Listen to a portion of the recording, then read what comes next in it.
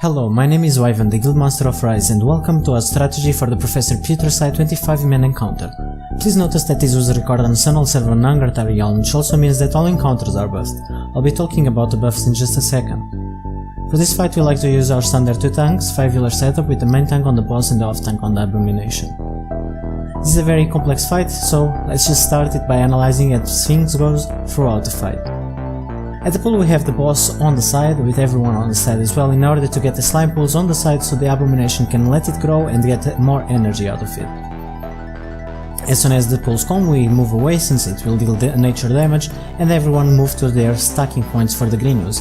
As you can see, the green ooze is incoming and we have the stacking points over here, here and there. This stacking points is very important because once the ooze selects a target, it will stun and run towards the target and then explode. If the damage is shared, then everyone is gonna be fine, however if someone is alone, then they will die.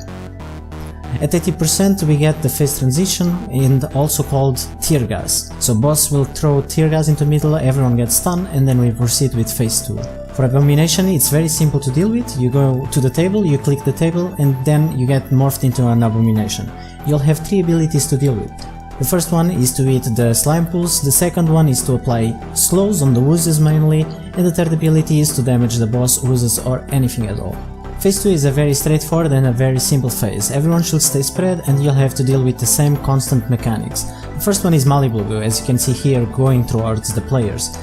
However, there's a difference between this and the Festergat Heroic, which is you will no longer get the marking on the floor knowing where it will explode, just make sure to move away from it. Another thing you'll have to worry is the oozes, as the green you need to stack and the orange you need to kite. So in this case you just see Slowflor getting targeted by the gas cloud, the orange ooze, and the player starts kiting away. Of course the player will get instantly a lot of damage, needs to be healed throughout the fight, but it's very important that the player will kite the ooze normally towards the melee or towards the table, however is more convenient to the group, and everyone needs to burn it ASAP. It's also very important to notice that if the player gets caught with the ooze, then the ooze will just explode at the player, killing everyone in the room. As you can see, now we're getting ready to stack for another green ooze and repeating throughout the oozes.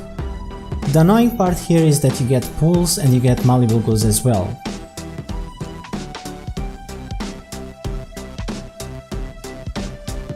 Another mechanic that is extra in phase 2 is choking gas, that you didn't see in phase 1. The choking gas is these orange little potions near the boss. This will affect the melee, so we just have the melee to stay in front of the boss when they are coming, and we'll no longer trigger. Notice however that the range is pretty big. So we should have the melee be in front of the boss with the tank and therefore won't get triggered. Again, this is a very simple phase, just repeat until 35%.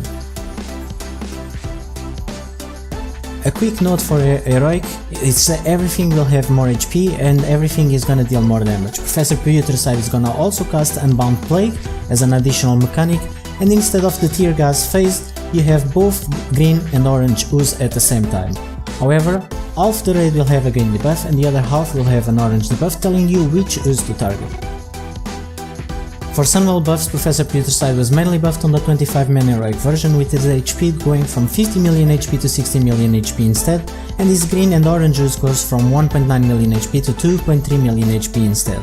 Additionally, Ice Block and Divine Shield spells will never work on Volatile Ooze during his Volatile Ooze adhesive spellcast. This applies to Heroic, Normal and every type of version of ICC.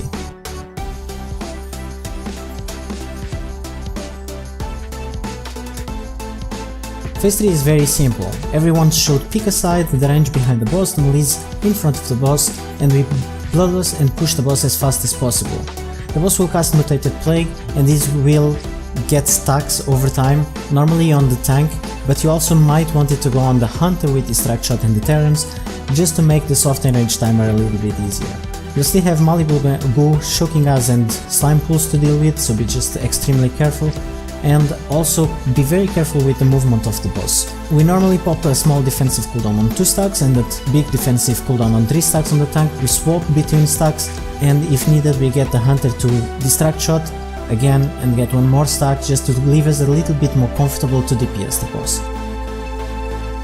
So let's recap. Stack on green oozes and kite the orange ooze. Avoid malleable and choking gas, and just push the boss on last phase, being very careful with Mutated Plague stacks.